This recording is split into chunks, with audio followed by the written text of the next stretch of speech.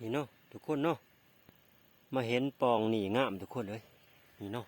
เป็นทางออกมาลงใส่นี้เนาะเอาสีห่างไว้นี่อีกหลังหนึ่งเนาะทุกคนเนาะนี่เนาะปองออกมาแต่ไหนทุกคนเนาะนี่ทุกคนเอาสีห่างไว้นี่เนาะเผื่อมีสัตว์เที่ยวมาเนาะเอาตอกลักมันแล้วเลยเนาะ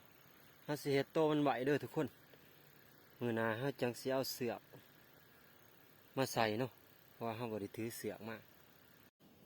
ติดตามกัน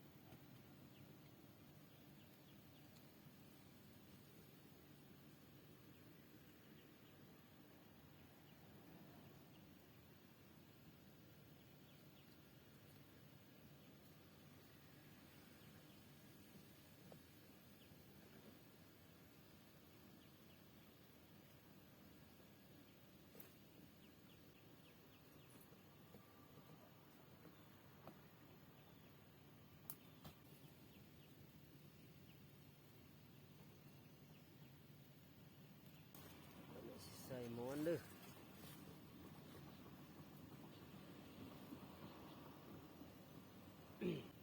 ใส่หมอน